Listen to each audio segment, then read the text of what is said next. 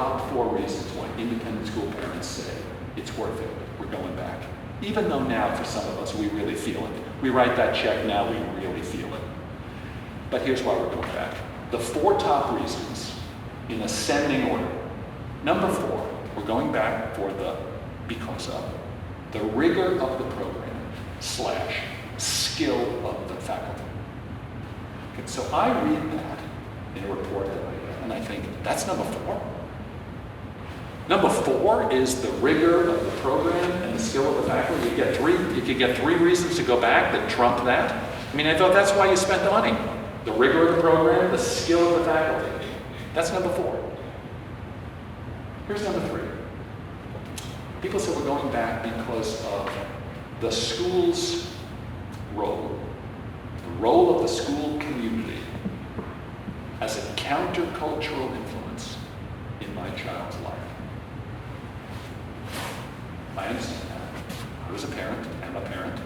I understand that. I'm a grandparent now. I'm picking schools for my grandchildren, and I'm paying them. And I'm looking for communities that will, in fact, be a countercultural influence in my grandchildren's life.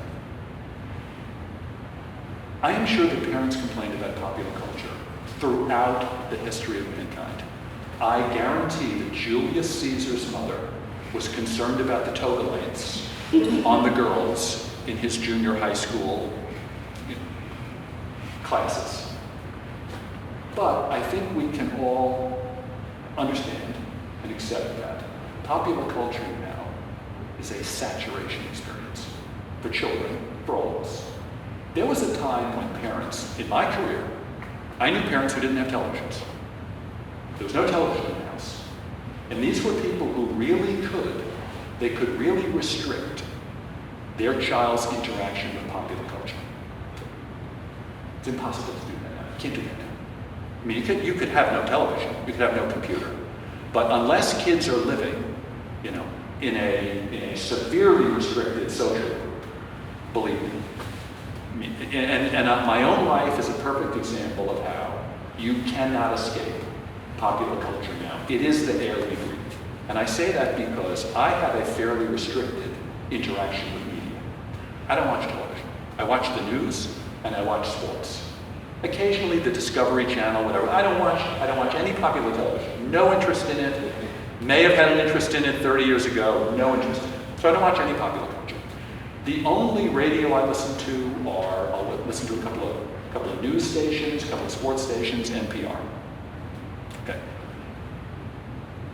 How is it that I know who Miley Cyrus is and what she did with that foam finger at the award show? How do I know that? How can I possibly know that? Supermarket. I don't want to know that. I never gave permission for that tart to occupy any brain cells in my head. I know who she is. I am mad as hell that I know who she is. So if I can't restrict media culture in my life, what chance does a 12-year-old have? Seriously, what chance does a 12-year-old have? So therefore, and it's funny because in my role as a head of school, I mean, I did the eulogy for children who died. Because for many of my families, we were the church. We were their version of a church or synagogue. We were the moral community in their lives. And independent schools are that. They are a moral community, a community of role models and role model behavior. And parents value it, and they know that with all of the burdens we put on public education and public school teachers, it's a culture that is becoming increasingly difficult for public school to replicate that. And I say that with so much respect and affection from my colleagues in public education. The model has made it very hard to provide the kind of community that independent schools are known for. So that's number 3. 2 left. Number 2 is, we're going back because of the relationship my children have with their teachers. Fascinating to me. Relationship of the teacher trumps skill of the teacher. Now, clearly, independent school parents expect both. They expect a skilled teacher, but they're smart enough to understand that The magic, between a teacher and a child. In my profession, a teacher walks into a classroom, closes the door, and makes the weather. Makes the weather in that classroom. When alumni, college alumni, are asked to fill out surveys of their experience, in independent schools, middle schools, high schools, what they say over and over again is that the single most powerful value-added part of the experience was their relationship with their teachers. The people who knew them, taught them, coached them, cared about them, pushed them, believed in them when they weren't so sure about themselves, cared enough about them to be lovingly critical and helpful. The relationship is a motivating factor in the independent school community. And then the number one reason why parents said they were going back, and this requires a little bit of explanation, but the number one reason was safety.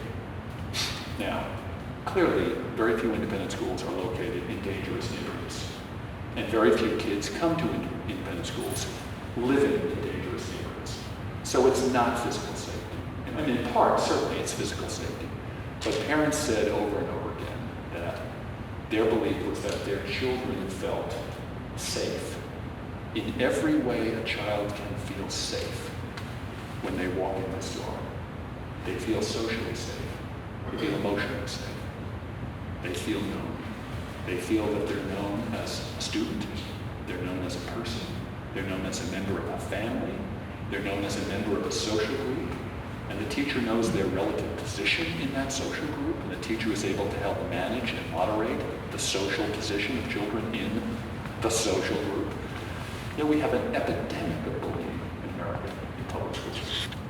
It's aggravated by online bullying, which can occur, not just occurring during the school day, it's occurring 24 hours a day and on weekends and on the summer.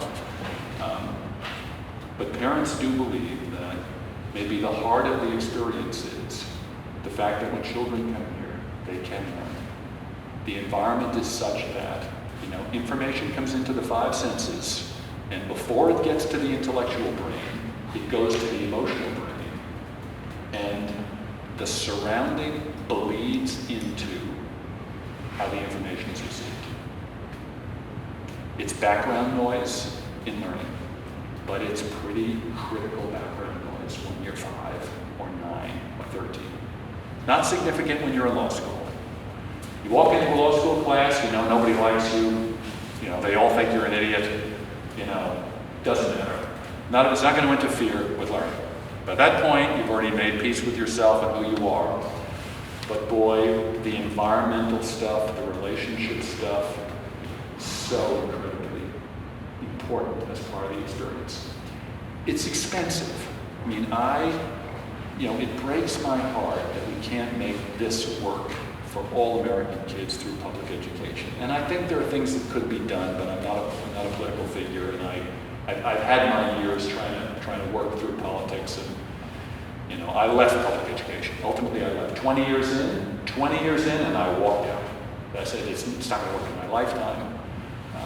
But when parents would say to me, or my college roommates, looking for advice, don't you're head of a private school, I've got 3 kids, what do you think? And I would say, well, I know it's expensive, but think of it this way. What can you give your kids that will last forever? What can you give your children that will last forever? I think you can give them 3 things. You can love them unconditionally. That will last forever.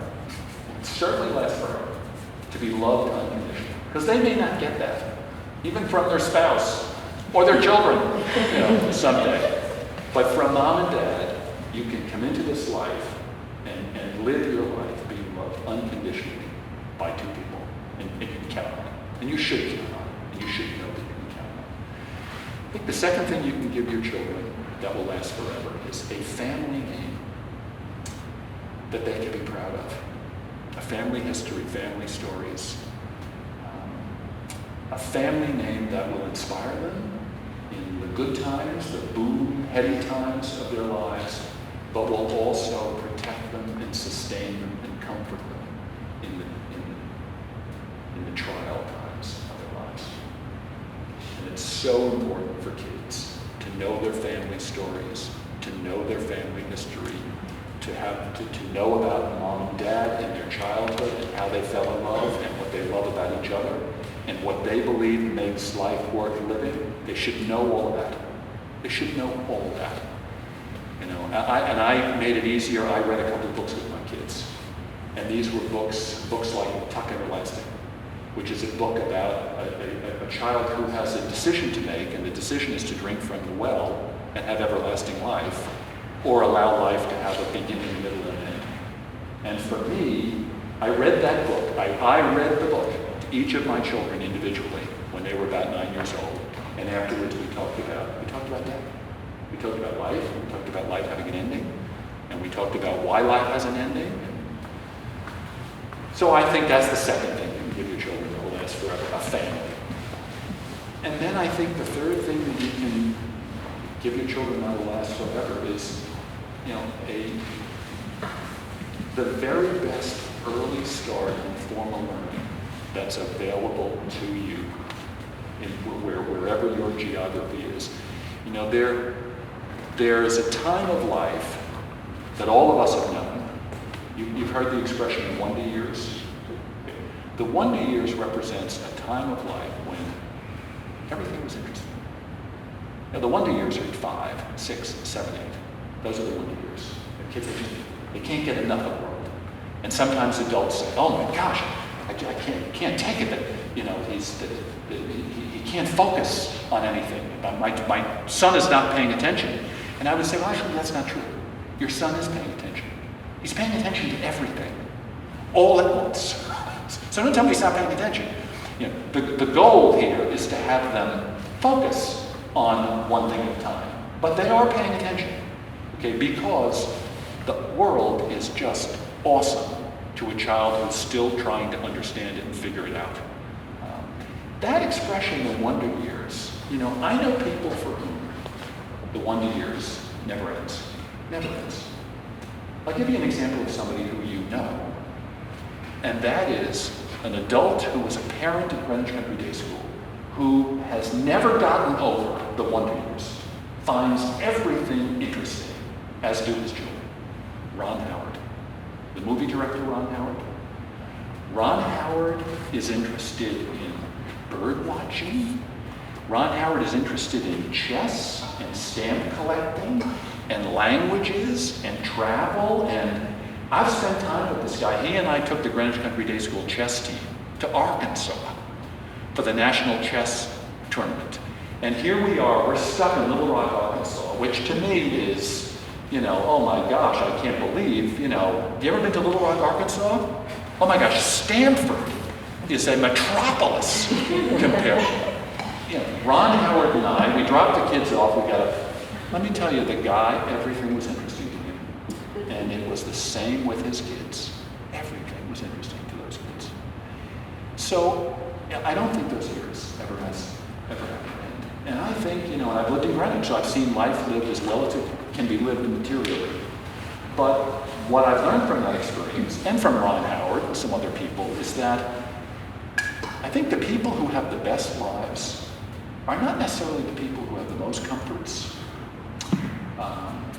but they are the people who have the most interests. Because people who have a lot of interests, people who are interested in everything, they're never bored, they're rarely lonely, they're constantly finding stimulation. They find stimulation in art, in the natural world, in music, in faith, in friendships and relationships, in travel, in pets, you know. And you find those people in every economic strata. I have Greenwich Country Day School families who are fabulously wealthy and fabulously bored. I have Greenwich Country Day School families, multi-millionaires, not many, but a number of multi-millionaires. Didn't have a password, never traveled to Europe. Seriously? Seriously. How many times have you been to Disney World? We take the kids to Disney World every March. Oh my gosh, take them somewhere where the castles are real. Look, they've seen mock castles, you know, for the last 7 years. How about Scotland?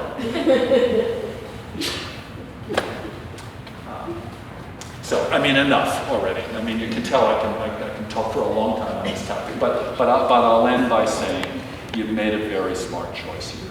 I mean, this is a place where the wonder years last for a very long time.